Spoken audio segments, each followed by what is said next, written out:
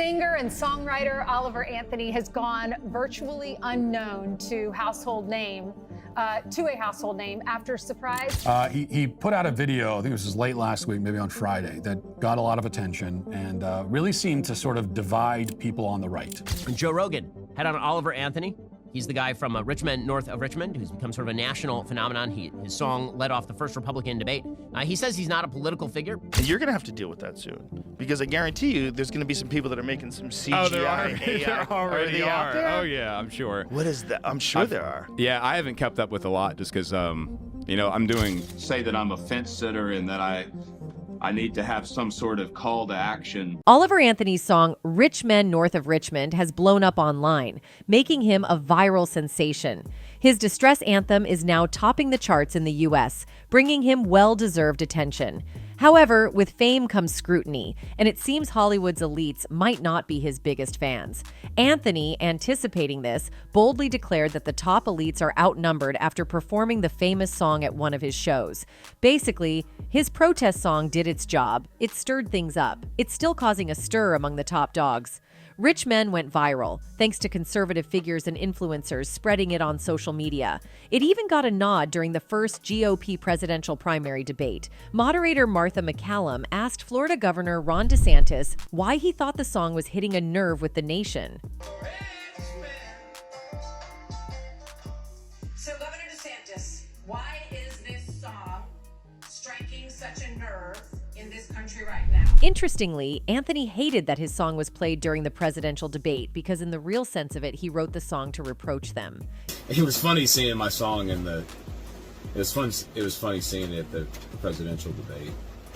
Because it's like, I wrote that song about those people. Because of the buzz, the singer's now rubbing shoulders with Joe Rogan. Being the popular conservative host he is, many fans feel like Joe could provide Anthony with a shield against the Hollywood bigwigs. But will Anthony ever truly be safe in the shady corners of Hollywood? Stay tuned to discover what we've got on this. After its record-breaking debut on Billboard's Hot 100 Songs chart, Anthony's Rich Men claimed the top spot for the second consecutive week. With this achievement, he made history as the first artist to debut at #1 without any prior appearances on the list. The song's success also gave a boost to his other tracks like Ain't Got a Dollar and 90-Some Chevy on streaming services. Despite early support from conservatives, Anthony addressed politicians in a YouTube video, criticizing both Democrats and Republicans for adopting his track. He emphasized that these politicians from both sides were the very figures he was condemning in his song. Anthony clarified his political stance, claiming to be in the middle, and asserted that Rich Men wasn't meant to align with any political party, but rather to voice frustration about a system in America that isn't adequately supporting its people. I'm going to write, produce, and distribute authentic music that represents people. In a captivating episode of The Joe Rogan Experience, Joe Rogan and guest Oliver Anthony had a real talk that dived into the intriguing world of the so-called elites. Rogan, known for his no-nonsense interviews, led the conversation into the complexities of power, influence, and the workings of the elite class. Kicking off the episode, Rogan set the scene for a deep dive into the concept of elites, acknowledging the widespread speculation and conspiracy theories that often swirl around this term. Oliver Anthony, an expert at calling out top elites, brought a fresh perspective to the chat, sharing insights into historical contexts and current events that have shaped the perception of elites. You go into downtown Richmond or any downtown anywhere for that matter. It's almost like, these problems exist everywhere now. Some of Anthony's comments on Joe Rogan's pod likewise shook the world. For one, Variety magazine lambasted this interview by calling it strange. The magazine wrote that Anthony laments adult content, prescription drugs, and more. Meanwhile, what he said about is that it can be terrible for people. People go down these rabbit holes with adult content, he said. I think people go down these rabbit holes with and they start off with the video with the milkman, and by the end of it it's like, where did I end? I don't know. People have to keep, it's almost like a drug. As for illegal substances, his allegedly strange view is that when it comes to tackling life's problems, whether anxiety or diabetes, there might be alternatives to pharmacy medicine. You could change the way you live, he humbly suggested. It's pretty wild how the woke elites are genuinely shocked by Anthony's stand against excessive welfare, self-indulgence, overeating, and the overuse of pills for every emotional or lifestyle woe. It just goes to show how incredibly out of sync they are. They might be cool with the working class spending their days doing, well, you know, stuff they might not enjoy as much. Anthony's putting the blame on the top elites, and no surprise, they're likely keen on canceling anyone who spills the beans on their tactics. Anthony, however, commented on Trump by stating that people are attracted to him because he is raw and quite different from what other elites represent. It is no coincidence that Trump actually likes Oliver Anthony too. A video of the former president vibing to Anthony's song Richmond North of Richmond surfaces online.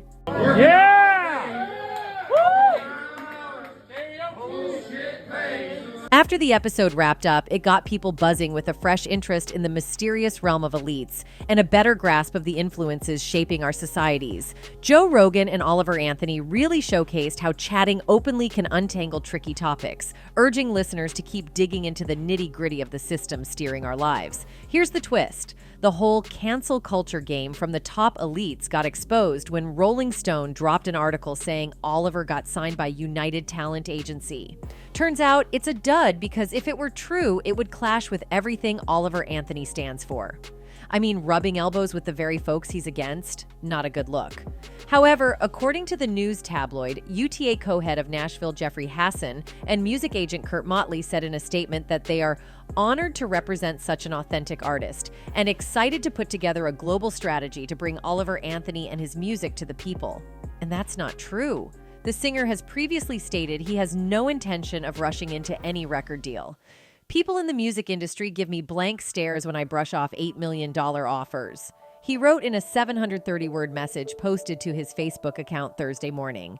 I don't want 6 tour buses, 15 tractor trailers, and a jet. I don't want to play stadium shows. I don't want to be in the spotlight. But the news company didn't stop there. They released another post where they blasted Oliver by stating his detest of high taxes and obese people on welfare, and even appears to allude to Jeffrey Epstein.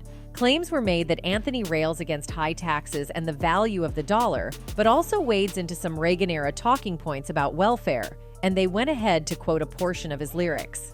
Lord, we got folks in the street, ain't got nothing to eat, and the obese milking welfare, he sings. Well, God, if you're 5'3" and you're 300 pounds, taxes ought not to pay for your bags of fudge rounds.